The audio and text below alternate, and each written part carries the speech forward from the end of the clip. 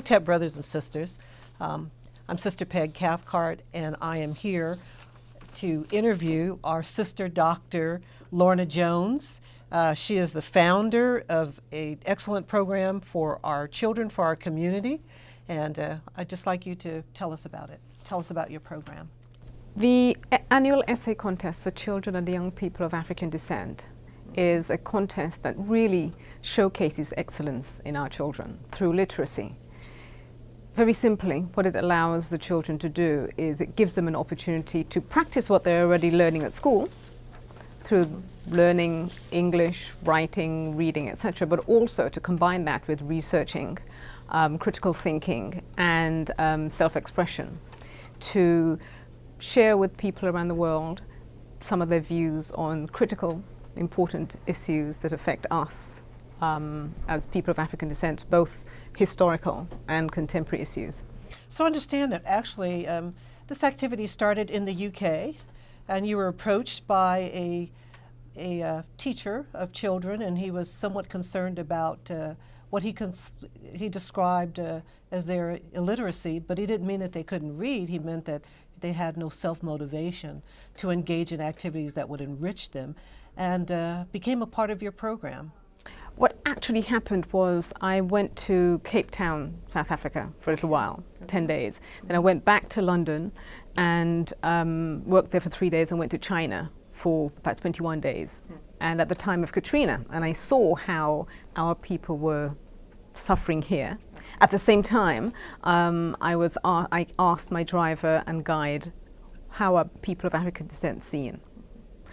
And it was extremely negative, extremely negative. So when I went back to England, as soon as I landed, I kept hearing how children of African descent in the UK were so far behind the other ethnic groups that I decided I needed to do something. And I tried to get a lot of people involved. It was a challenge. So I went through various supplementary schools in the UK, and now I've been trying to work with them. And one of the teachers, who you saw on the YouTube clip, is actually very supportive. Every year he has his children take part. The children he teaches and his own children, because they actually see value and benefit in actually taking part in the contest. He talked about the challenge of getting children involved, and he said even cold cash was not enough to motivate these children. But he found a way, and what was that way? Because that will segue us into your recruitment of children now and judges. I think what he does with the school is really just explain the value to the children.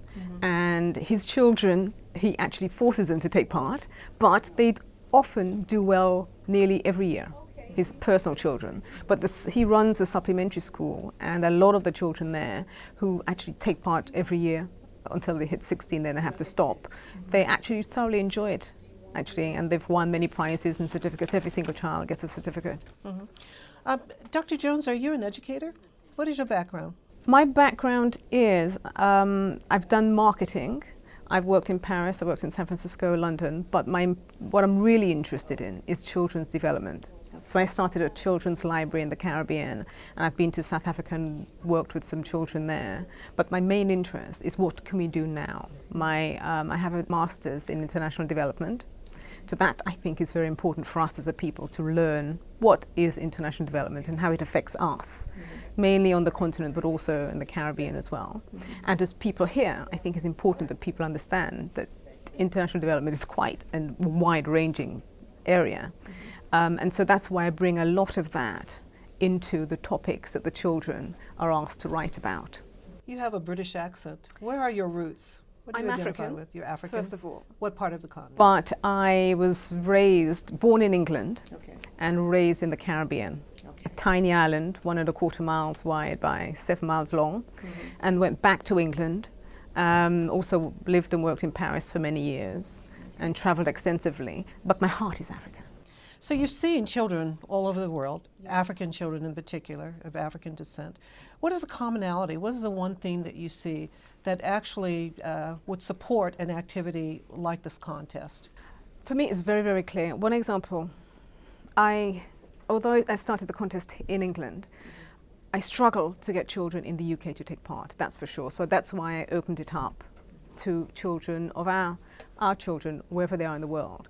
And one year I had a group in Uganda where 100 children took part, so I had to go just to see. And I spoke at a number of different schools there. And the one thing I found very, very interesting is the children work really hard. Okay.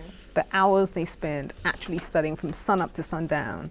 Education, they see the value. They truly appreciate every opportunity to learn, to read, they asked me lots and lots of questions. And I saw that there's a real push and an encouragement to really strive and do well at school. I saw that at schools, and I saw that at Makerere University. Okay. So the library was absolutely packed, every inch was packed with the people eager to learn. So we should not. So we could do that. We shouldn't. So we shouldn't underestimate the gift of our children. Sometimes we just have to understand what the key is to unlock that creativity, and at the same time to teach skill sets that'll carry them far beyond a contest. So now we're talking about our sister being here in Santa Clara County, Sunnyvale specifically, and we're hosting her. And I'd like you to talk about the contest, the mechanics, the specifics of it, and how it is, sister, that you have donated so much of your own money to make this happen. I think it's vitally important. I seriously really do. Because without education, I think we're stunted, basically. Okay. There's a lot going on about the world that we really need to be knowledgeable about. Okay. And a lot of times, children, if they're not given the chance and opportunity to read and research about these topics, they might not develop a viewpoint. And so that's why I think it's important for them to get a topic. So I choose the topics. I give them a wide variety of choices to choose from, between 5 and 7 or so. And they choose a topic. They spend 3 months researching it. And then one day, near the end of January, all children, whether they're in Brazil, whether they're in Africa, English or French-speaking Africa, the Caribbean, America, wherever they are in the world, they all sit down, write that. I email the actual essay topic on that day at that time, so they all have it. And they're in front of a teacher in a school setting. They write their essay there and then, and the school collect it and either scan it and email it to me or mail it to me, and then I scan a few hundred essays and email them to my judges. So the children actually, so we know it's their work. It's not auntie's work, it's their original work. Right. And it's important for them to put themselves into the topic after they've done their research and formulated their own views. And a lot of the topics, I'm told, are quite challenging. The younger age groups, the 7 to 10-year-olds, they write on things like why my parents' love is more important than toys, or how I would spend a week if I didn't have a radio, for example. Okay. Not everywhere has television. And things like why education's important and why it's important to be respectful. The 7 to 10-year-old, the 11 to 13-year-olds write on things along the lines in terms of respecting for family, of course, respect of family, agriculture, GMOs. I often try to find topics that children in a developing country can write about at the same time as children in developed countries can write about. And at that age, they start tackling some of the more challenging topics. For example, one of the topics a few years ago was Madonna and other Europeans and Americans are adopting African children. Yes. And what are the implications of that? What are the benefits or disadvantages? They've also written about Barack Obama when he was going for to become president of the country. Some of the older children now have the 14 to 16-year-olds. They've analyzed the speech that President Obama actually gave in Ghana compared to one that was written by I think it was one of the members of Pambazuka, in terms of the speech he should have given. So that was quite a good comparison. There was one other topic too about Walmart coming to South Africa and how it affected small businesses. So I think this is incredible to have children thinking about these things, learning how to do the research, and learning critical thinking, and being able to write about these things at their own age level. Of course, that would be the expectation. You know, learning the kinds of skills that will mean a lot as they go forward in their education. So I was quite impressed by that. I'm wondering, how do we encourage our families, our black families in Sunnyvale and Santa Clara County to get their children involved? Because you're talking about a global perspective that we really don't have in this country. Unfortunately, we're not giving this to our children. It's important to have. So as an example, what topics, how would you encourage the inclusion of children in this country? They've been a platform with children who are international. How does that come about? That is interesting in that the topics that the children can choose from, as I said, I come up with them. Okay. But there's normally 7, 8 or so of them for them to choose from, and they do have 3 months in which to research it. Okay. The topics are normally chosen by the children. I normally tell the schools, the teachers to say, please just let them choose it themselves. Sometimes parents and teachers have come to me and said, I'm terribly sorry, but the topics are too challenging. I said, you will be amazed. Just give them the time and the leeway, and you will be amazed at what our children can produce. And every time they've come back to say, I had no idea my child could do the research and actually have such deep thoughts. I had no idea what he felt on these topics. And I've had parents and grandparents say to me that they've seen it in London now. They've seen the children perform, but they've never seen them actually read their own work. Yes. And so they get to hear their viewpoints on quite important topics. And here in Santa Clara, I realize there's a lot going on in the world. I'm not sure whether these type of topics are discussed at schools or in the homes. And so that's why I use the topics that I think are vital, that I've learned from international development, that I want people to be talking about. And I know that some groups use the topics, even non-African people use the topics to discuss these topics around the table. And even if one of the children have chosen one topic, sometimes they go through every single topic for whichever age group. And I think it's important for us to have venues to hear where children, where is their thinking? We're sitting in the splendor of Pan-African City Alive in Sunnyvale. Next Saturday, November 23rd, the address here is 108 South Sunnyvale Avenue.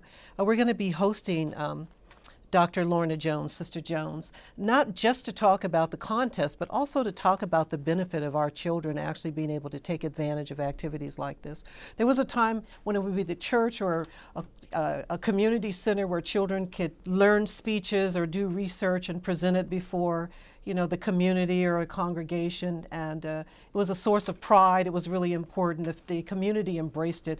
I think it added so much to our scholarship and just gave greater depth to who we are as people, African people, as people connected to a community. I think this bridges gaps that are staggering now, an activity like this.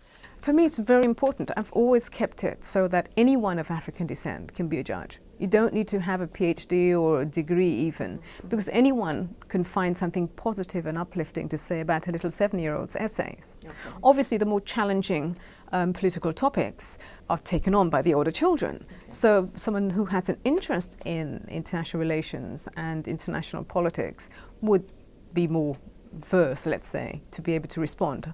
Okay, I also give the judges the topic so that they can brush up beforehand, before the children's essay come in. But something I'd like to see happen here, which I do in England, is if there are enough children in one location, we would have an awards ceremony where all the children and the families and the teachers would come in.